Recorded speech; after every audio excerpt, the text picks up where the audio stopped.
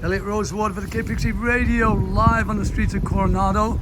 Just ran into a dear friend of mine, Big John. Big John, Good day. Hello, everyone. I want to thank you very much. Every day you send me a little inspiration that gets me off me and focuses on something bigger. And isn't that the idea? That is, I try to call them the little winks from the universe. That's great. Big John, if you could sum yourself up in a minute to somebody who I'm talking about, a guy who he's got PTSD, but he just cannot bring himself to admit it or deal with it, is what I'm talking about. He's too shy, he's too ashamed, you know all the stigma that goes with it. Yeah. So what do you say to this fella, John? I would say that life can be so much better than you ever imagined it to be. You just have to get on the other side of that and start not worrying about striving and start thinking about thriving. So one time, a fella said something to you, and I was watching and listening, and he said to you, "You're worthy." You remember that day? You're worthy of happiness. You're worthy of happiness and you're worthy of a great life. Now, why is that so hard for people just to import that, download that into their own? Well, I think when you spend a lot of time measuring yourself against everything else, I mean, look around here, you know, people are driving Mercedes, people are driving Audis, and you may just be riding a bicycle. So if you're comparing yourself against everybody else, then you're always going to have an opportunity to feel unworthy. So if you just start living your life and comparing yourself against who you were yesterday, I think you'll be a lot better off. And I think the key to success in that is spend some time being grateful for what you have. That's the most powerful tool you could have, is being grateful for what you have. It'll bring more. The other thing is it's an everyday thing. It just doesn't come in forever you're okay. You have to keep on keeping on, right? That's right. You got to strive for better than just okay. It's a good one, isn't it? It is. But people will settle for okay all the time because it's so easy, isn't it, to achieve okay. But when you're looking for something that you're hard to find, you have a tendency to give up, don't you? And slink back into what is. Now you come from a background of heavy stress. I know it. Worked in Iraq with unexploded bombs, and you, somehow, out of all of it, you still maintain John. That's right. You have to. And I'm finding more and more of the real John every day. So tell me about that little process of keeping a hold of yourself, because that's the problem, isn't it? You kind of lose.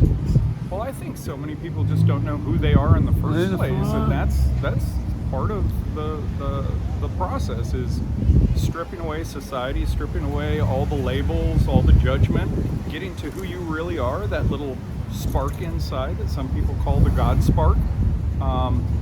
I think if you can get to that, and then you can just start rebuilding yourself in line with what you were supposed to be or what you should be, without anybody else telling you that.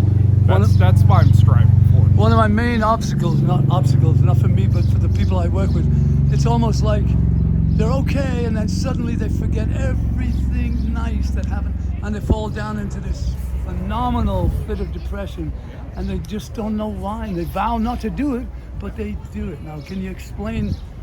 I can't explain all of it, with the exception of emotions are very powerful, and they sometimes operate in the subconscious, and the best way to try to tame those demons, as some people call it, is spend some time thinking in the conscious and working towards, setting yourself in a good environment, and then having positive thoughts, and you will lessen those demons as they come for you, and eventually you'll get rid of some of them and you'll make friends with the others. There's a little shoe shine boy. It's a song, actually.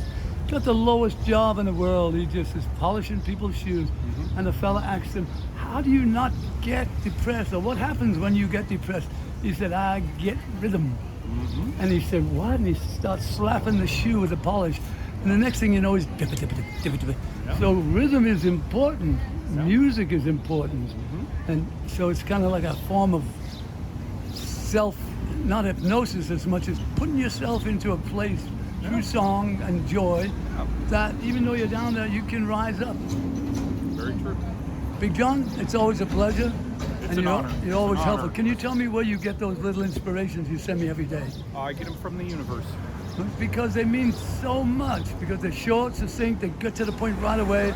And It's they not, happen in the morning when you're already and that's setting the your point. foundation for That's the the point. So the first thing you import in the day is a helpful, hopeful, positive, all the way through little slogan that you select, right? day. Right? You select each one every day, or you? How do you go Random. through? Random. Yeah, the Even- universe gives them to me. Even better. Yeah, sometimes I don't know until the very end of the day why they're so important, but every single one of them is. And they last all through the day for me. I don't know about Right. you, but Yeah, of so keep on keeping on, Big John. All right. God bless you. I love you, son. You've been a great help to me, by the way. I've been counseling on the streets for 47 years, and I sometimes get overwhelmed by it. And it's only people like you that come along and remind me because of what you've been through and how you bounced out of it on your own, right? Yeah. Mostly. Yeah, don't absorb energy. Be a conduit. Take it Ah. and turn it into something good. You Yeah. don't have the power to change the vibration. Thanks, Big John. You're almost making me cry. Ah,